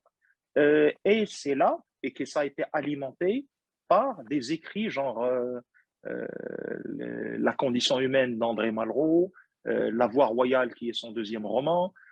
Ça a été avec tout le courant postmoderniste, ben on s'est retrouvé avec l'idée, ça tournait autour de l'idée de ce qu'on appelle la volonté de puissance. Autrement dit, tout est centré sur l'être humain, sur l'individu. Pourquoi? Parce que l'individu, il a besoin d'avoir une valeur absolue de laquelle je dirais, il alimente toutes ses valeurs à lui. La valeur absolue, c'est Dieu. Dans la civilisation occidentale, à un moment donné, on a écarté Dieu, il n'est plus resté au centre du monde.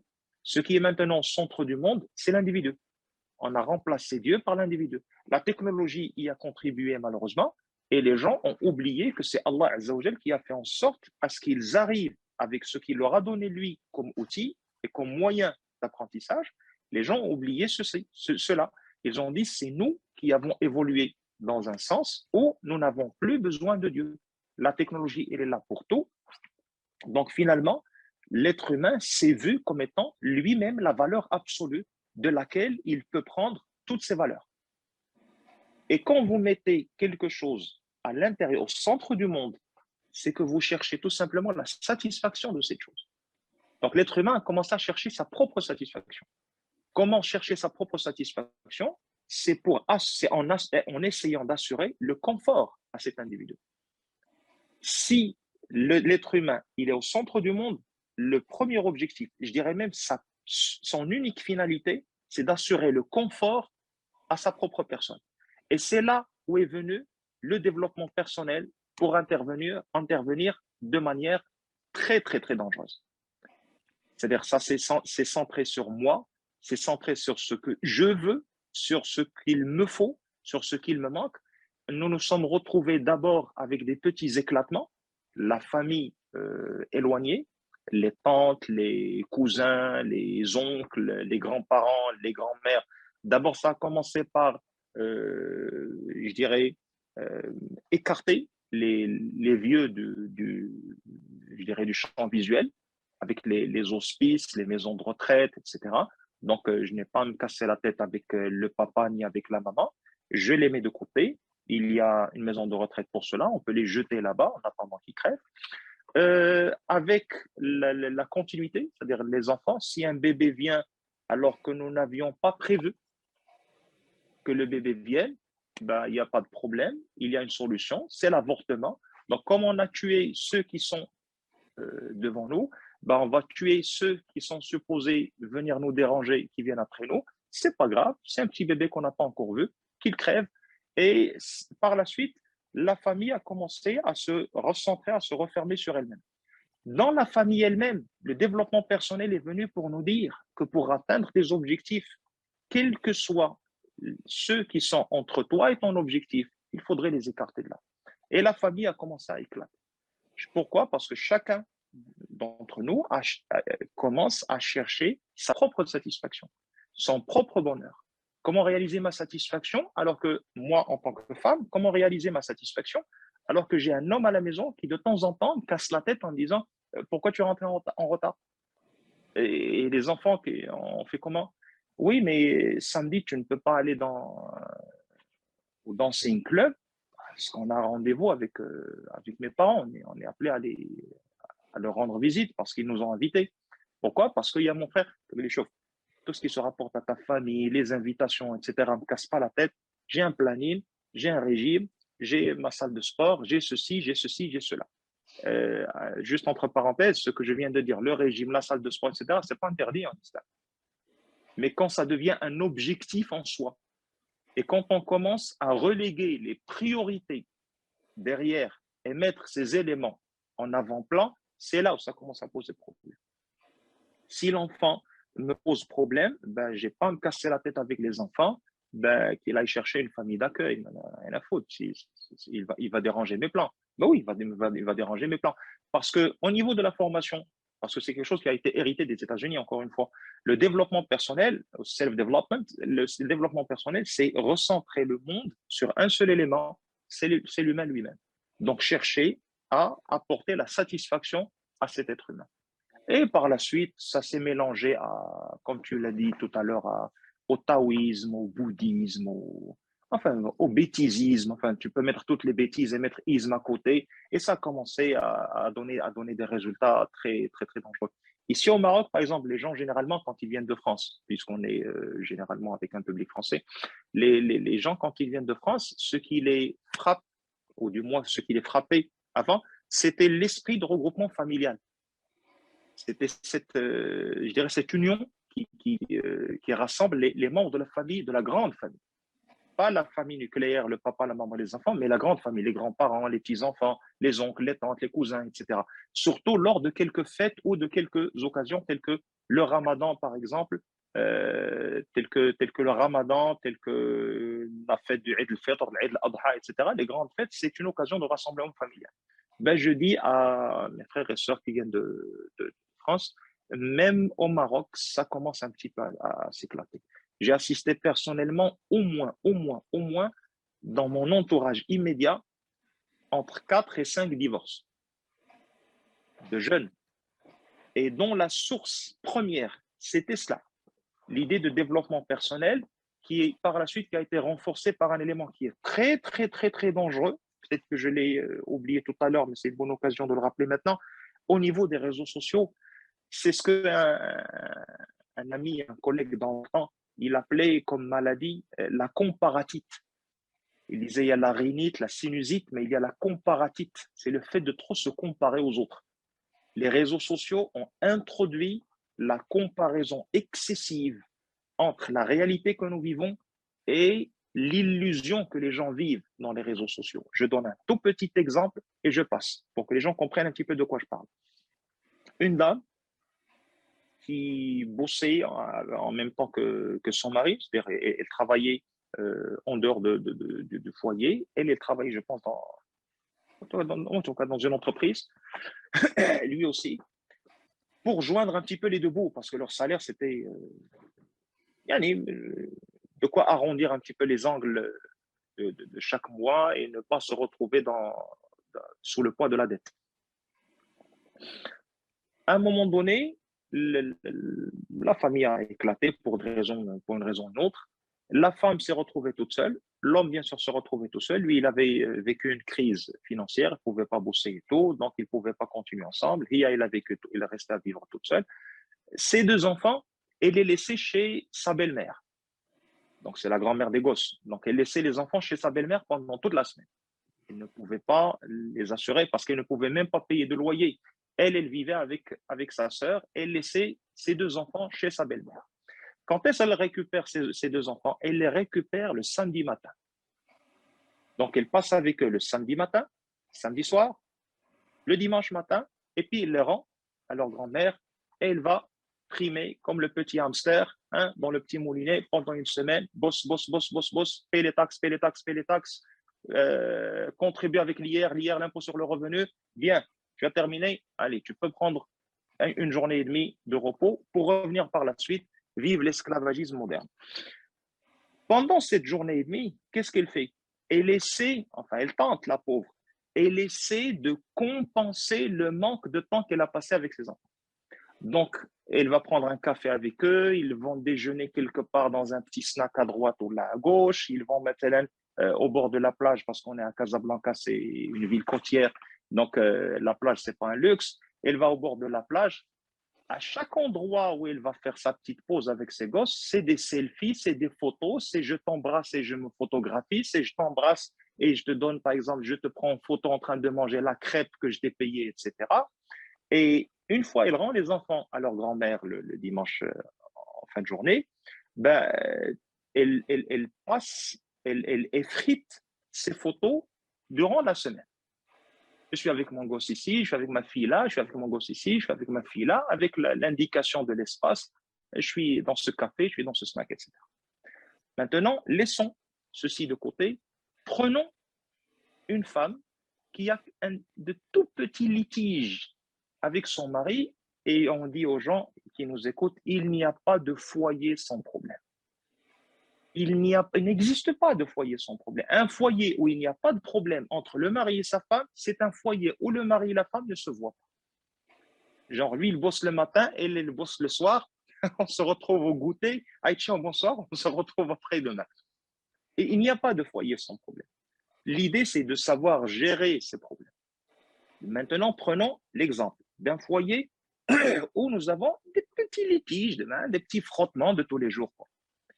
Et la femme, à la suite d'un petit conflit avec son mari, elle va ouvrir son Facebook ou son Instagram sur le compte de cette personne avec laquelle elle est liée de contact. Qu'est-ce qu'elle va voir? Est-ce qu'elle va voir le petit hamster qui est en train de bosser à longueur de journée comme une folle pour payer ses taxes et ses factures? Ou bien est-ce qu'elle va voir une nana en train de se payer la belle vie? Aujourd'hui, je suis avec mon fils dans le café tel. Demain, je suis à la plage avec ma fille, Kada Kada. Là, je suis en train de bouffer ceci. Là, je suis dans le parc de Kada. Ce qu'elle va voir, la pauvre, elle va voir une image illusoire d'une vie qui n'existe pas. Et automatiquement, elle va comparer sa situation avec cette situation. Et ce type de situation, les réseaux sociaux pilulent de ce genre de situation. Donc, si les gens finissent par croire aux illusions qu'ils voient, pire encore, s'ils passent au stade de comparer leur propre vie au spectre illusoire qui n'existe pas, mais dont ils voient juste les images, on est mal barré. Et les gens, première idée de se réconcilier avec soi-même, elle est loin d'être réalisable. Il faudrait juste que les gens sachent que les gens, derrière les photos, derrière les images que l'on prend et que l'on poste, les gens souffrent. Donc, ne vous comparez pas à des images qui n'existent pas. Ne vous comparez pas à des comptes qui ne sont pas réels. Comparez-vous à ce que vous êtes supposé faire de votre foyer. J'ai un problème avec mon mari, j'ai un problème avec ma femme. Qu'est-ce que je suis supposé faire? Régler le problème pour pouvoir avancer. C'est cela, c'est la question que je devrais me poser. Et non pas comment me débarrasser de cet homme parce qu'il entrave ma satisfaction personnelle, parce que j'ai suivi 2 ou 3 petits cours de développement personnel et on m'a dit dans ce cours, si un obstacle se met entre vous et votre satisfaction, évincez-le parce qu'il ne constitue pas une priorité. Donc en gros, c'est un peu ça et les gens devraient faire un tout petit peu attention. Mashallah. J'ai une deuxième question qui a été posée. C'est comment réagir en tant que commun du musulman face au conflit des prédicateurs et imams, donc qu'on peut retrouver sur YouTube ou autres réseaux, qui diffusent leurs divergences sur les réseaux et qui croire, comment réagir par rapport à ces divergences. Donc je pense que la question, ce qu'elle veut dire, c'est qu'il y a des conflits entre... Voilà, les conflits ne cesseront jamais parce que les conflits sont inhérents à l'être humain. On ne peut pas arrêter les conflits. Le problème maintenant dans notre époque, toute personne ayant lu un minimum dans les biographies des savants à travers l'histoire de l'islam, ils vont se rendre compte qu'il y avait des divergences. Il y a toujours eu des divergences. S'il n'y avait pas ces divergences de point de vue, la science n'aurait pas avancé à ce niveau-là. C'est avec les divergences et les différences des points de vue que les idées jaillissent, que les idées avancent, que l'on arrive à avancer. La technologie, c'était à la suite de débats. Les sciences sociales, c'était à la suite de débats. Mais par exemple, les idées concernant le pass vaccinal, le coronavirus, c'est quand les choses n'ont avancé. Les choses n'ont avancé que lorsque il y a eu débat où les gens ont discuté un petit peu des idées autour desquelles leurs points de vue divergeaient. Le problème maintenant, c'est quoi? C'est quand les gens qui sont supposés apprendre à la population comment gérer les conflits, ces gens-là ne savent pas gérer leurs conflits. Pire encore, c'est quand ces conflits qu'on ne sait pas gérer croisent une révolution technologique qui s'appelle les réseaux sociaux et Internet. Un petit conseil à un prédicateur, est-ce que je suis apte à à donner un conseil à un prédicateur, mais je le considérais comme mon frère.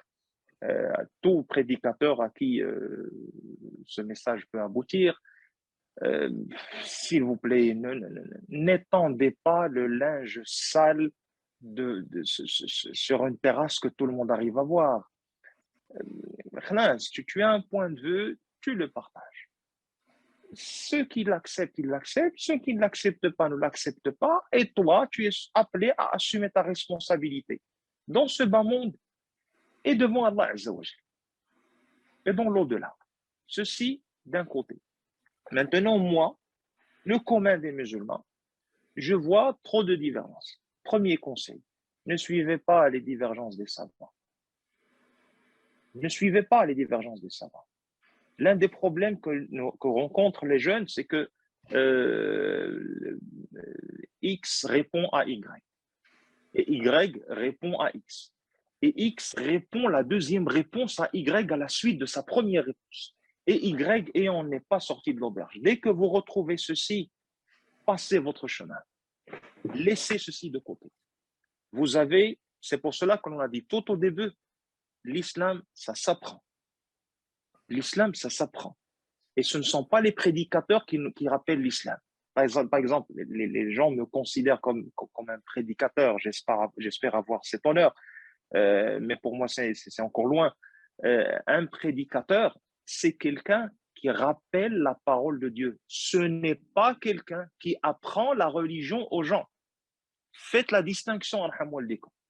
Vous avez 3 étapes, ou si vous voulez, 3 catégories de personnes auxquelles nous sommes appelés à nous confronter. Vous avez les prédicateurs. Ad-du'a. C'est bon. Ad-du'a, les prédicateurs, les prédicateurs, ils sont là pour dire aux gens, oh, et du bateau, vous avez un Dieu à adorer et vous avez un prophète à suivre. C'est ça le travail du prédicateur. C'est un éveilleur de conscience. C'est bon. Quand la personne se retrouve avec la conscience éveillée, elle ne va pas voir le prédicateur pour lui apprendre la religion. Celui-là, il l'a réveillé de son inconscience. Elle passe vers, si vous voulez, le chercheur de la science, l'étudiant qui a suivi, si vous voulez, une bonne formation en sciences de la religion. Celui-là, il est là pour apprendre aux gens les éléments de base de religion et il les accompagne progressivement. Ça se trouve, monsieur tout le monde, le musulman, soit le prédicateur, soit l'étudiant, soit le commun des musulmans, ils ont une question par rapport, par exemple, à une jurisprudence. Nazila, ils veulent une fatwa. Ni le prédicateur n'a l'habilité de répondre, encore moins, ni l'étudiant n'a l'habilité à répondre. C'est le savant, l'alim, qui a atteint le degré de fatwa. Le fatwa, c'est le fait de prendre le commandement en religion, le hukm shari, de prendre le commandement en religion et de le transposer sur la réalité des gens. Celui-là, il a atteint un degré de spécialiste en matière de sciences de la religion. Quand les gens ont commencé à mélanger entre les trois, par exemple, il y a quelqu'un qui m'appelle, moi, Yassine Al-Amri, il m'appelle pour me demander qu'est-ce qu'Allah Azza wa Jal, il a dit en matière de banques islamiques ou de banques participatives qui ont ouvert leurs filiales ici au Maroc. Est-ce que c'est halal, est-ce que c'est haram? Quand vous voulez, je ne peux pas te répondre, je n'ai pas l'habilité à te répondre. Parce que je te réponds, c'est Jannah, c'est Nar, c'est le paradis, c'est l'enfer. Et je ne peux pas assumer cette responsabilité. Ce n'est pas ma spécialité. Ce n'est pas ma spécialité. Agoulia, il y a Flan. Flan, je le respecte énormément. C'est un très bon étudiant. Et quand moi, je vais apprendre 2-3 petites choses, c'est lui que je vais voir. Il me les apprend, il me guide, etc. Mais ce n'est pas lui de te répondre. Va voir X, Y, alpha ou bêta, des savants. Il ne faudrait pas que les gens mélangent il ne faudrait pas que les gens mélangent les vertes et les pas mûres. Sur les réseaux sociaux, cherchez par exemple, vous avez une école que vous connaissez, vous avez un cheikh en qui vous avez confiance. Un cheikh en qui vous avez confiance. Pas un baratineur qui vous vend de l'illusion. Un cheikh en qui vous avez confiance. Adoulia, comment est-ce que je peux avoir confiance en ce cheikh? Tout simplement, quand vous verrez que 3, 4, 5 ou 6 personnes de bonne foi que vous connaissez, des imams, etc., ils convergent tous vers le fait que X, Y, alpha et bêta, ce sont des personnes qui sont dignes de foi. Là, c'est cette personne que je vais voir. Et quand je vais voir cette personne, je lui dis ceci, c'est halal, c'est haram, etc. Il me dit voilà, hada halal, tu peux le faire, hada haram, tu n'as pas le droit de le faire. Là, je limite dans ce qu'il me dit et taqlid. Et là, je le fais en tout repos de conscience. Mais cela ne m'empêche pas d'entamer mes premiers pas dans l'apprentissage de ma religion. Vous avez une arme à double tranchant, par exemple, en France. C'est ce qu'on, je ne sais pas si les choses vont continuer de la même manière, mais c'est ce qu'on appelle la liberté d'expression. Ce qui est bien avec la liberté d'expression, c'est que vous pouvez transmettre la parole d'Allah Azza wa Jalla. L'autre tranchant de la liberté d'expression, c'est que tous les charlatans et les baratineurs, ils ont aussi le droit de dire ce qu'ils ont. Donc, il est temps pour les prédicateurs qui cherchent vraiment l'intérêt de la communauté musulmane en France, dans tous les pays francophones, de manière particulière, il faudrait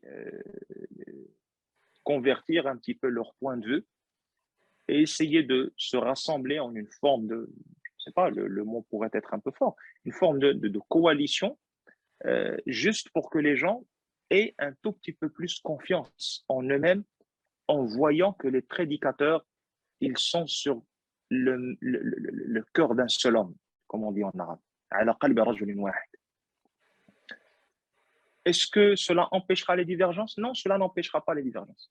Mais quand les gens voient que des personnes de points de vue, de quelques points de vue, pas tous, mais quelques points de vue différents, quand les gens voient que ces gens-là, ils ont des points de vue de divergence, des points de vue divergents, mais en même temps, ils arrivent à gérer ces divergences tout en conservant l'amour qui les unit en Allah subhanahu wa ta'ala, les gens auront encore une fois confiance. Quand je dis ne suivez pas les divergences, c'est-à-dire au lieu de passer votre temps à écouter ce que l'un a répondu à l'autre et ce que le deuxième a répondu au premier, ce que le troisième a répondu aux deux premiers, c'est une perte de temps et vous n'apprendrez absolument rien du tout.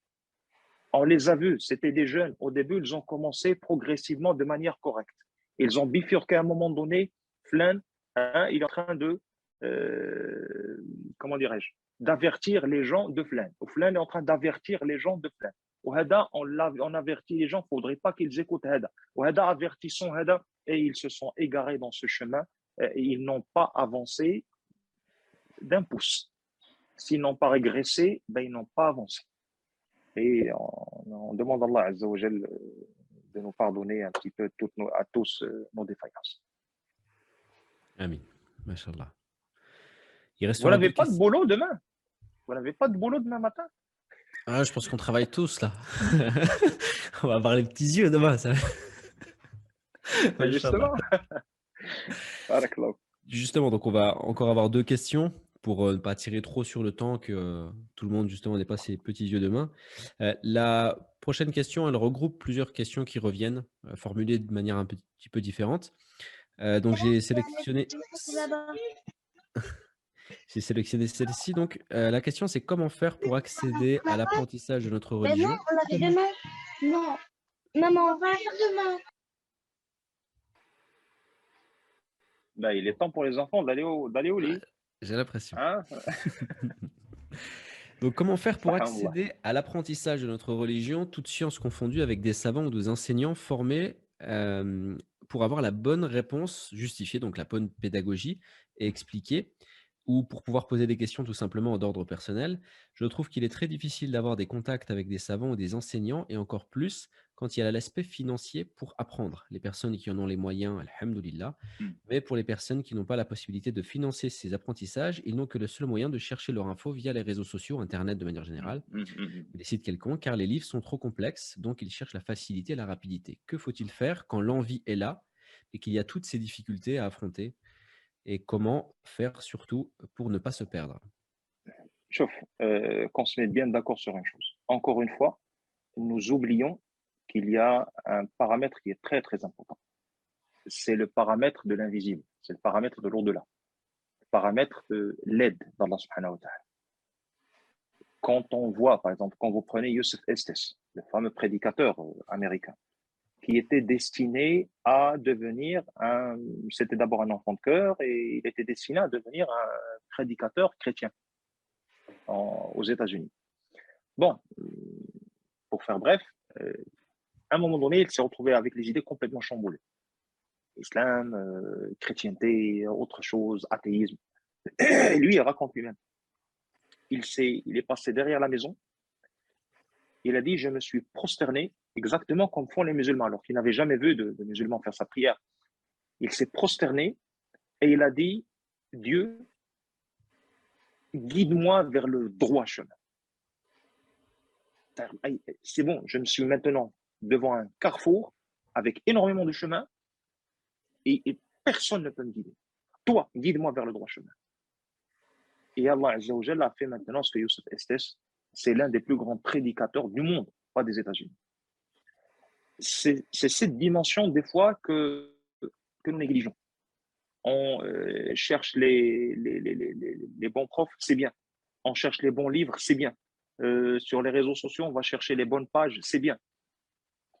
On va chercher les bons contacts, les bonnes plateformes, c'est bien. Tout cela, c'est bien. Mais ne jamais négliger de demander à Allah subhanahu wa ta'ala de nous guider vers la bonne voie. Et Allah subhanahu wa ta'ala, lui, il est pourvoit, il nous ouvrira les bonnes voies. Sur les réseaux sociaux, est-ce qu'il n'y a pas de je dirais, de pages, de sites, de plateformes, de bonnes références qui ne sont pas payantes? Bien sûr que si. Bien sûr que si, il y en a plein. Mais d'un autre côté, il faudrait qu'on se mette bien d'accord sur une chose. Que les gens, des fois, ils peuvent, c'est quelque part légitime, les gens, des fois, ils peuvent reprocher à des sites ou à des plateformes de dispenser un enseignement payant. Quand vous prenez votre gosse et que vous l'envoyez dans une école privée, qui n'est pas publique, une école normale, c'est bon, une école privée, une école qui n'est vous payez. C'est un enseignement payant. Pourquoi? Parce qu'il y a un service, il y a une logistique, il y a du matériel, etc., etc. Mais cela ne dispense pas les personnes qui travaillent avec un cadre référentiel payant, cela ne les dispense pas de temps en temps d'assurer, c'est une sorte de, je dirais, de taxe sociale, si on peut appeler ça comme ça, une sorte de responsabilité sociale. De temps en temps, de guider les gens soit vers des plateformes gratuites ou bien de temps en temps dispenser des sessions de formation, guider les gens en matière de sites corrects de lecture, mais en tout cas, ne pas trop rester renfermé juste dans un type de formation particulier. Il faudrait que les gens trouvent un petit peu, je dirais, des guides auxquels ils peuvent avoir confiance. Le monde arabo-musulman, on retrouve, il est facile aux gens de retrouver, par exemple, ce genre d'adresse, ce genre de site, etc. Je comprends un tout petit peu les frères et les sœurs habitant, par exemple, en France. Et c'est difficile parce qu'à un moment donné, c'est parti dans tous les sens. Et vous êtes en France, vous connaissez la réalité encore peut-être mieux que moi, mais maintenant, avec l'ouverture des frontières avec Internet, on arrive plus ou moins à avoir une petite idée. C'est parti dans tous les sens. Et les gens, et je comprends les craintes des personnes, Wallah al-Adim, ce sont des craintes qui sont très légitimes. Par exemple, je me mets, par exemple, sur Internet, je dis apprendre le Coran, par exemple, pour un francophone.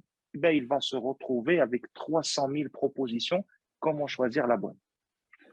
Là, les personnes qui sont plus ou moins un petit peu au courant, ils sont des personnes averties, les gens qui ont fait un petit bout de chemin, etc., en matière d'apprentissage de sciences de religion, et il faudrait quand même qu'ils guident les autres, qu'ils pistent un petit peu les autres. Et voilà, moi, par exemple, j'ai une plateforme, c'est une plateforme dans laquelle j'apprends aux gens les sciences du hadith, c'est une plateforme payante parce que ce sont des sessions de formation. Mais s'il y a quelqu'un, par exemple, qui me demande où est-ce je n'ai pas de quoi payer, où est-ce que tu peux me diriger, il faudrait que j'ai une banque de données en matière de sites, en matière de plateformes, en matière de pages sur les réseaux sociaux, etc. Et je les mets à la disposition des personnes. Voilà. Si, par exemple, si tu as la possibilité, tu peux suivre un, tu peux suivre un, tu peux suivre un, etc. Donc, il faudrait vraiment s'entraider. Il faudrait vraiment s'entraider dans ce sens-là. Ok, machallah. Machallah. Autre question. Alors, c'est une personne qui dit donc, Chir, vous dites de ne pas suivre les divergences, mais donc c'était en rapport avec la réponse que vous avez donnée Mm, encore avant celle-ci. mm.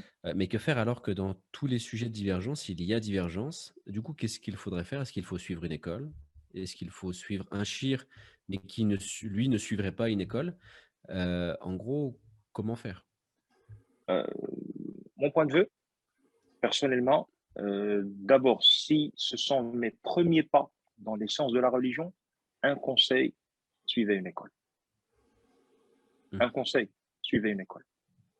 Par exemple, soit vous suivez l'école malikite, l'école shafi'ite, l'école hanbalite, suivez une école. Apprenez d'abord.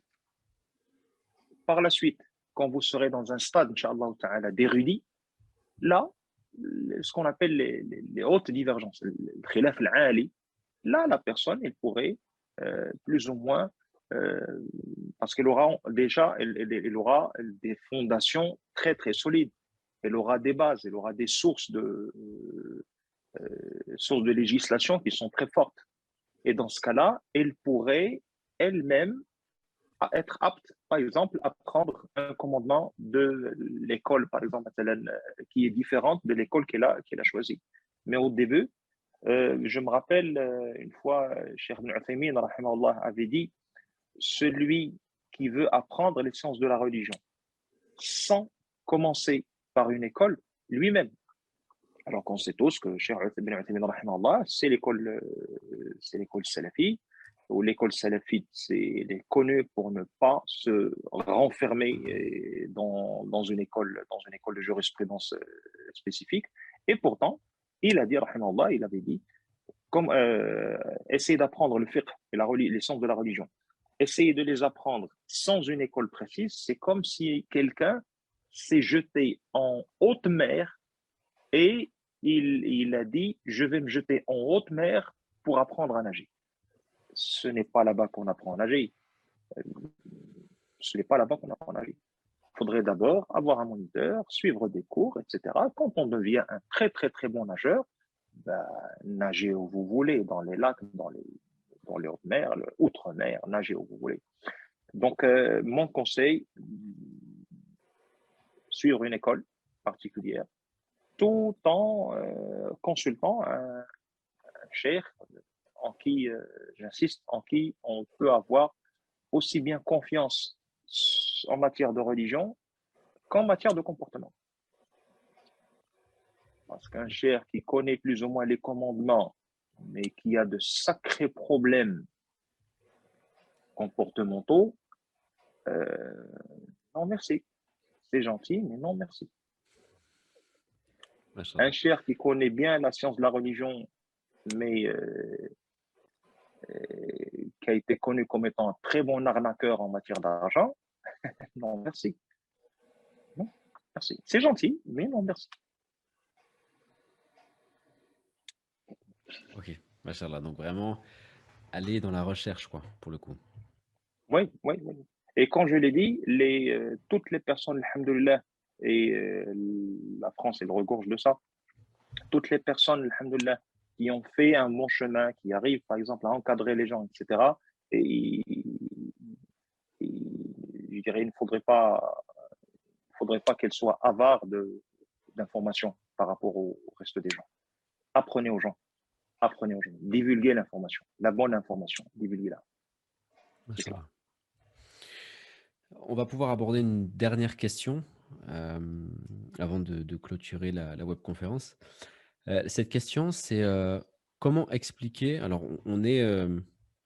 Je pense qu'il y a un lien. Je vais essayer de donner le lien avec le sujet de cette webconférence. La question, c'est comment expliquer aux enfants âgés entre 11 et 18 ans l'existence de périodes de l'adolescence avec lesquelles ils justifient leur crise. Donc là, je mets en lien, c'est une question qui a été posée comme je viens de la dire, mais je le mets en lien par rapport au fait, ah voilà, le téléphone, je l'ai, maman, papa, tu veux me l'enlever, mais non, je suis en pleine adolescence, des excuses qui peuvent être sorties comme ça. Donc en réalité, comment réagir face à l'adolescent qui finalement Bon, luttait contre ça? quelque part, moi, juste je mets les gens en garde avant de répondre, c'est que moi, je ne suis pas spécialiste je suis pas spécialiste d'éducation des enfants. Mais en gros, je dirais, il y a des repères. Ben, le fait de trop, comment dirais-je, le fait de mettre un peu trop d'attention sur l'idée, c'est des adolescents, les prendre en considération, il faudrait ceci, il faudrait cela. Un adolescent, c'est un jeune, c'est un humain. Certes, c'est une période plus ou moins de changement hormonal qui induit à des réactions un petit peu différentes, etc. Mais, c'est un humain. C'est pas quelque chose c'est pas quelque chose qui sort de l'ordinaire. Ce qu'il faudrait avec cet adolescent, c'est renforcer, comme le disent nombre de spécialistes, c'est renforcer son sentiment d'appartenance. Tout être humain cherche à appartenir à un groupe.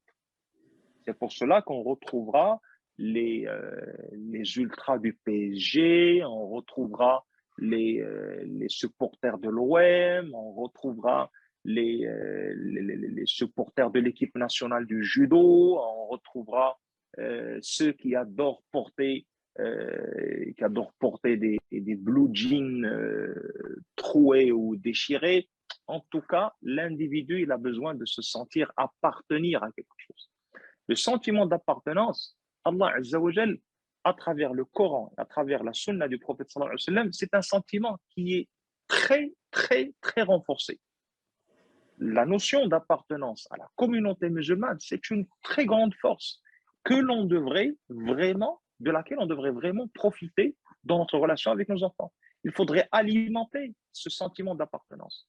Parler à l'enfant d'Allah Azza wa Jal, parler à l'enfant du prophète sallallahu alayhi wa sallam, lui en parler correctement, parler des compagnons du prophète sallallahu alayhi wa sallam. Quand on dit à un jeune qui a par exemple 19 ans, quand on lui dit que euh, quand on lui dit par exemple Arqam bin Abil Arqam, celui qui a fait de sa maison un lieu de rencontre de l'assemblée la plus dangereuse que l'humanité ait connue, c'était le premier rassemblement du prophète sallallahu alayhi wa sallam avec les premiers compagnons au moment où il n'arrivait même pas à parler fortement, encore moins à prononcer à haute voix l'expression La ilaha illallah. Il l'a soufflé et l'a murmuré de peur qu'il ne se brise. Vincent, tu sais il avait quel âge? Dans les versions qui lui donnent l'âge le plus avancé, il avait 15 ans. Donc, quand on donne ce type d'exemple à nos enfants, c'est des exemples pas réalistes, c'est des exemples réels qui ont existé. Et la civilisation musulmane, à travers son histoire, elle regorge de ce type d'individus. Et un musulman, il a un sentiment d'appartenance qui remonte à la création d'Adam et d'Ève, alayhi salam. Tous les prophètes, nous y croyons, nous croyons en eux. Un musulman ne peut être musulman que lorsqu'il croit en tous les prophètes qu'Allah a envoyés. Donc on lui parle de Isa alayhi salam, de Jésus. On lui parle de Moussa alayhi salam. C'est bon. Par exemple, il va dire oui, mais tous les enfants, ils ont un petit ami, ils vont dire que c'est interdit, etc. Anglais, Youssouf, Joseph alayhi salam. Vous arrivez apparemment, c'est bon. Là, vous arrivez à m'entendre? La voix s'est éloignée? On vous entendait très bien avant, là je vous entends moins bien personnellement. C'est bon? Parfait pour moi. Impeccable, c'est bon. Donc je disais,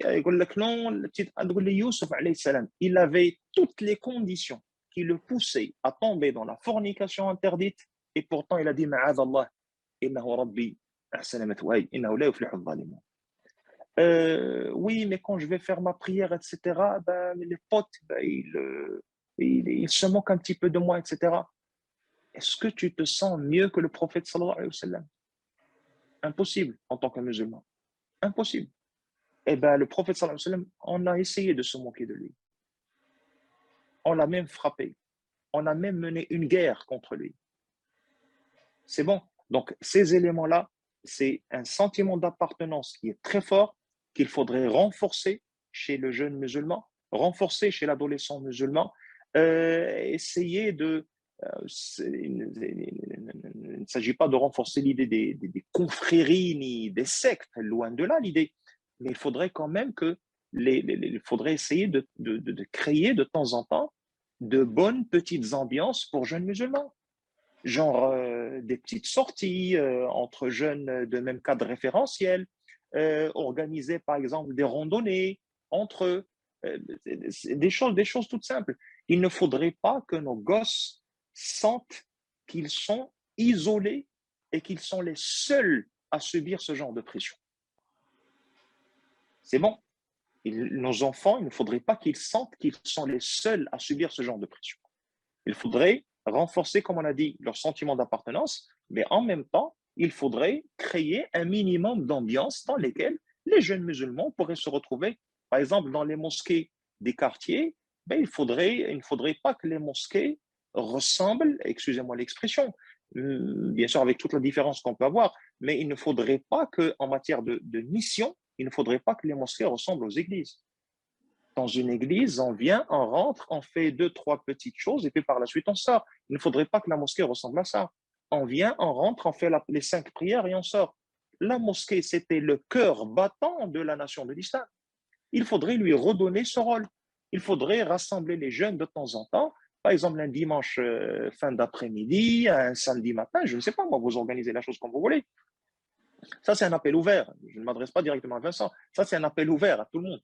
Et il faudrait organiser, par exemple, des petites fêtes pour les jeunes, des petites fêtes pour les adolescents, des petites fêtes du côté, par exemple, des filles. Quand l'une de nos filles porte le hijab, par exemple, pour la première fois, il ne faudrait pas que ça passe de manière inaperçue. Surtout pas. On n'est pas en train de vendre du shit. Et elle a porté le hijab. Bah, emmenez-la à la mosquée, organisez une petite fête pour la petite. Il faudrait qu'elle se sente fière qu'elle a fait quelque chose pour Allah Azza wa Jal. Qu'il y ait de temps en temps des petites visites entre les familles, mais avec ce cadre révérentiel. Avec ce cadre référentiel. On n'aimerait pas que nos filles, parce qu'elles ont porté le hijab, qu'elles commencent à se confronter à d'autres filles où elles vont comparer la qualité de leur tissu. Et là, on est retombé dans la consommation avec laquelle on a démarré la séance. Je pense que, en gros, ce qu'il y avait à dire, je l'ai dit, avec l'espoir que ce qui a été dit soit bénéfique, même partiellement, pour les personnes qui ont assisté avec nous ce soir et qu'on a retenu peut-être un peu trop. Et là, je m'excuse pour cela. Si vous n'avez trouvé rien d'intéressant, j'espère tout simplement qu'Allah Azza wa Jal vous rétribuera pour votre constance et votre patience, d'être resté avec nous jusqu'à la fin. Merci beaucoup, Vincent, pour m'avoir invité et merci aux armées de l'ombre qui ont patienté avec nous jusque-là. Merci à tous, qu'Allah Azza wa Jal nous accepte dans sa sainte miséricorde et qu'il nous pardonne tous nos péchés. Assalamu alaikum wa rahmatullah. Wa alaykoum salam, mashallah. Barakallahu fik pour cette conférence, pour ce que vous nous avez transmis ce soir. Je vais vous laisser clôturer d'ici quelques secondes. Ce que moi je retiens surtout, c'est ce qui m'a vraiment touché, traversé, c'est le fait qu'on est malade, clairement. C'est-à-dire on a avec nous constamment notre pire ennemi. Et on le transmet. C'est comme si à nos enfants, on allait les mettre entre les mains de quelqu'un qui, on le sait pertinemment, lui feront du mal. Et on le fait sans en être conscient. Donc, je pense que ce que vous avez transmis ce soir, c'est cette prise de conscience et c'est le départ d'une solution.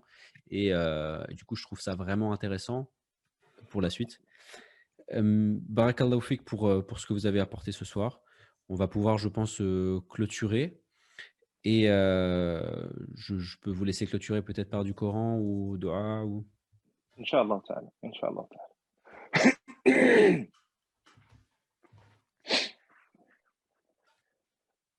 أعوذ بالله من الشيطان الرجيم. بسم الله الرحمن الرحيم. إن الذين قالوا ربنا الله ثم استقاموا تتنزل عليهم الملائكة ألا تخافوا ولا